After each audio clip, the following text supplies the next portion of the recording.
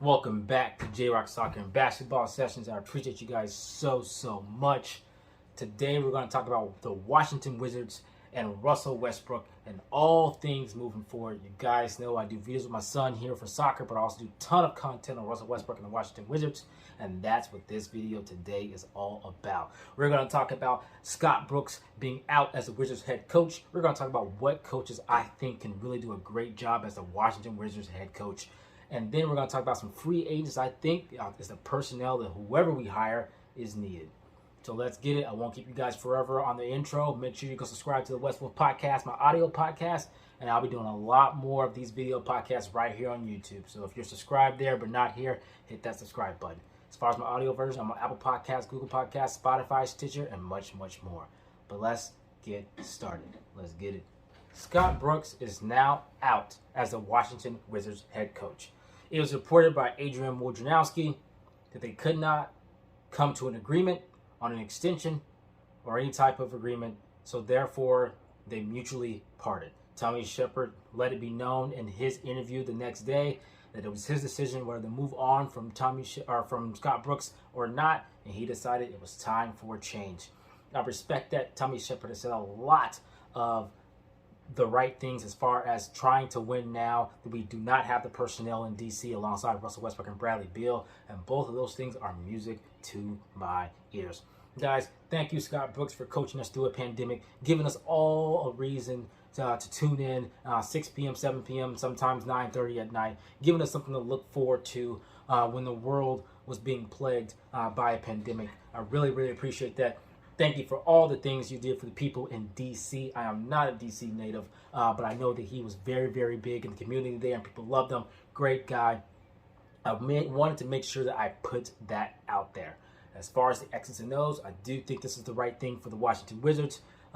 Many times I did not agree with rotations that Scott Brooks made. Many times I did not agree with adjustments he made or lack thereof. And it's the reason why I want a new architect, a new philosopher on offense and defense. But I also understand that Tommy Shepard's still not done yet. He's got a job to do with getting the right personnel around Russell Westbrook and Bradley Beal. Nonetheless, I think it's the right choice. It doesn't mean that Scott Brooks isn't an NBA coach. I wish him the best of luck. I just think there needs to be a new voice in DC, in the nation's capital. Now, moving on forward from that, who do I want as my first choice as the head coach of the Washington Wizards? That would be none other than the great Becky Hammon. Look, being from the Popovich tree, X's and O's and fundamentals are not new to Becky Hammon, but it has nothing to do with that when it comes to her basketball acumen. She's a genius in basketball. She definitely deserves a head coaching job. It's egregious that it's taken so long for her to get one now, and I would love it if DC hires Becky Hammon as the head coach of the Washington Wizards. Look, she's going to garner the attention and the respect of Russell Westbrook and Bradley Beal, the two stars and one of them a Hall of Famer. She's going to garner the respect. She's going to demand it, and they are going to give it to her. But we know, being from the Popovich tree, she's also going to be great at developing young talent. Rui Hachimura and Deni Avdija, promising offensive players that still need to learn a lot about the defensive end. Who else than someone from the Greg Popovich tree and someone as brilliant of a basketball mind as Becky Hammon? That's who I want. I don't know about you. Now, let's talk about some other choices. They aren't bad as well. Wes Unseld Jr. It just makes sense, right? Why not bring in Wes Unseld Jr. as well? Have him head coach DC. I have all the respect for him there. Why not Wes Unseld Jr.? Known for his defensive acumen as well. And we all know that part of the problem, the biggest problem with the Washington Wizards is that defense. Now, part of this problem is not just coaching, it's also personnel. Look, Bradley Beal and Russell Westbrook, I know you have a heavy offensive load, but you guys got to fight over those screens. Neither one of them do consistently, and I'm a person that not only do I hold the coach accountable, but I hold the players accountable as well. But you got to put 3-and-D wings around them, and you have to have a philosopher on defense that understands the X's and O's. I know that Becky Hammon and Wes Unseld Jr. could both do that. Right personnel is part of the issue, but the right type of mind is definitely something that you have to get as well. Because if you hire someone that isn't brilliant on defense to coach these players and doing the right thing, it doesn't really matter who you get. And vice versa. If you have the right personnel, but a coach that doesn't really know philosophies, That's going to hurt you as well. I think they need to hire Becky Hammon and Wes Unseld Jr. And here's the thing. I wouldn't mind if they hired both. Why not? I mean, unless they get a head coaching job somewhere else, fine. Let's say you hire Becky Hammon as the head coach and Wes Unseld Jr. is still hanging out there. Why not hire him as an assistant as well? What about Sam Cassell? Hire all three. Hot take. Why not?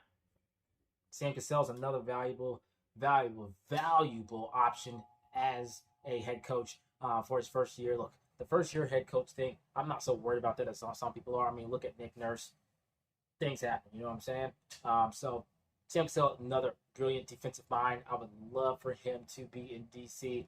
He's another person that I know that would grab the respect of Russell Westbrook and Bradley Beal. We won't have any problems there as well. Look, I understand Russell Westbrook likes Scott Brooks. I don't know why it's news all of a sudden that Russell Westbrook wants Scott Brooks back. I mean, he said that right after the game when they were eliminated in Game 5 by Philadelphia. He said that he didn't see any reason why he wouldn't be back. So I don't know why everyone's surprised. It's good that Russell Westbrook didn't get what he wanted. And I'm a Westbrook fan, and I'm saying that. It's good he didn't get what he wanted. Now let's move forward, get the right coach, get the right personnel. Russell Westbrook's got to be all in, and despite popular belief, I believe Russell Westbrook is going to be all in. I think his whole caring and gonna throw a fit over Scott Brooks is overblown. I don't think he will. I think he'll do what's best, and I think it was to the coaches they hire, and I think it's a good thing that he did not get what he wanted. If you got a problem with that, that's fine. Drop it in the comments. Get at me on Twitter. Russell Westbrook is Chip at Always in Purple Heart. I love it to discuss it with you, but I don't believe that Russell Westbrook's going to have any issues with whoever's the coach going forward. I love that Tommy Shepard said it's going to be a robust search for coaching. They're going to take their time. They can't take too long. Free agents kind of want to know where they're going to play, and I believe that starts in August. Weird timeline. But can't take too long, but I like the fact that he said it's going to be robust. He's looking at Becky Hammon. He's looking at a few other candidates. He's even looking internationally. He's looking at Sam Cassell, Wes Unseld Jr. He's doing all those things. Chauncey Billups, I believe, is another name that was thrown out there. I even hear about Coach Calipari. So I do like he's going to do that. I think my leading candidate, I know my leading candidate is Becky Hammon, and then Wes Unseld Jr. and Sam Cassell after that. And also, I think that Chauncey Billups is also a good thought as well. Let me know who you guys think should be the next head coach of the Washington Wizards. Leave it in the comments. I love to see you guys' suggestions and why. And if you agree with me, definitely reply. I'm just kidding. But that's that. Now, guys, let's talk about personnel. Who can the Washington Wizards go get? It's going to help them both on the defensive end and the offensive end right now. Now, guys, two people that I think that the Washington Wizards can realistically sign this offseason. I understand that there's some very popular takes on social media as far as Jeremy Grant, Kristaps Porzingis, things like that. I don't think either of those players will be in a Washington Wizards uniform. I will tell you a little bit why. Look, the Jeremy Grant front, although that makes more sense as far as money-wise and X's and O's, I don't believe Jeremy Grant's going to find his way to DC for basically one reason. The reason why he left a well-oiled machine that is the Denver Nuggets, because he wanted to be one of the guys. He didn't want to be a role player. He wanted to be that first or second option, to have the ball in his hands and contribute and become a star. That's why he left the well-oiled machine that is the Denver Nuggets. If he comes to DC, he's going back to his role in OKC. It's just a 3-and-D wing. Hit the shots when you're open if you can, or attack the closeout, and just play some great defense and protect the rim. That's not what Jeremy Grant wants. That's why he left a team that was very, very good and in contention. So I don't think he really wants to be in DC. Now, I understand it'd be a trade because he's got a contract through 2023, I believe. I just don't think it's something he wants. So I just don't think it's something that the Detroit Pistons are really, really going to look into. And if they did, they could probably get a little bit more from someone else other than the Washington Wizards, than DC. So, as far as Kristaps Porzingis, look, I understand the thought. You get 3 All-Stars together and then you figure the rest out. I understand that, but I don't think that KP is going to make the Washington Wizards better defensively. In fact, I think they'll make him worse. Now, let me be fair. I think KP is an all-star. You can't teach 7-3 you can shoot and put the ball on the floor. But I do think that KP can sometimes do a little bit better by getting in the post, which is something he doesn't like to do. Now, to be fair, once again, the Dallas Mavericks grotesquely used Kristaps Porzingis incorrectly. That's part of the reason why he struggles there. And that's on Luka Doncic and Carlisle, who Carlisle is out of the picture now, has decided to step away from the Dallas Mavericks.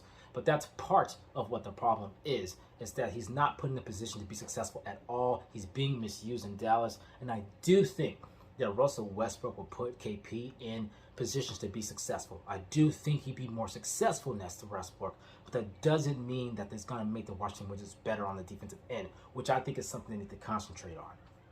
So do I think it's going to happen? No. I think KP is almost something not to even think about. I think that Jeremy Grant, although it makes sense, I don't think it's something that will happen. And I definitely don't think DeRozan. I think DeRozan, we can offer him like $10 million as a contract with the MLE, and I think he's going to get between 18 and 20 guys. So I just don't think DeRozan is something to look forward to either.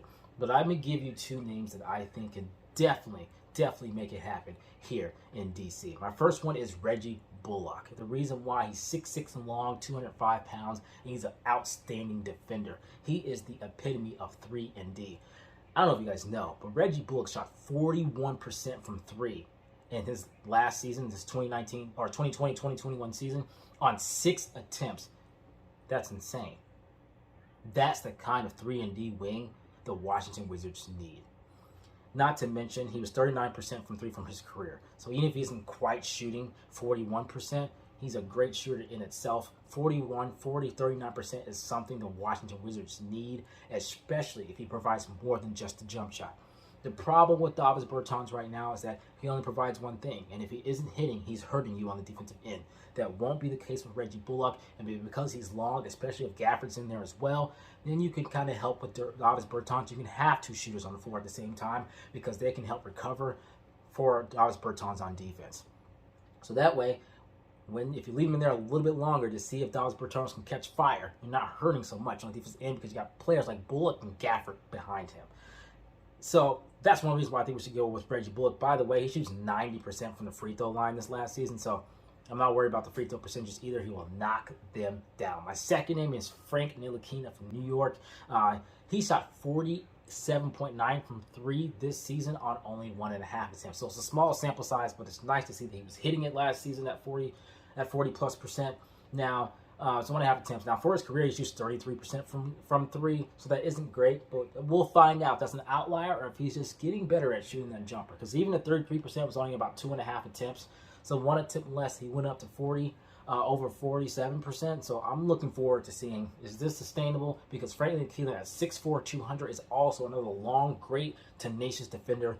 And again, those are the kind of people that the Washington Wizards need. I can't wait to figure out who they hire as coach, but the personnel is also very, very important. So, guys, those are my two options right now. Reggie Bullock, Frank Ntilikina. I'm going to come out with another video soon, so I'm trying to keep these somewhere around 10 minutes on 2 more. There will also be an audio version on that.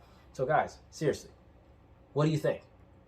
Drop it in the comments. Do you like the coaching decisions? Do you like the coaching potential hires that I have? Do you like the 2 free agents that I put before you? Are you happy or sad about Scott Brooks not being renewed? Let me know. Drop it in the comments. Make sure you follow on Twitter, Russell Westbrook Gets a Chip, at Always in Forever Art, and on YouTube right here, J-Rock Soccer and Basketball Sessions. Don't forget to go subscribe to the Westwood Podcast. I really, really appreciate you guys. I really, really do. Hey, thanks so much for watching the video. Please click like if you like it. Stay tuned. I'll be coming out with another one about 2 more free agents real soon. And as always, until next time, peace.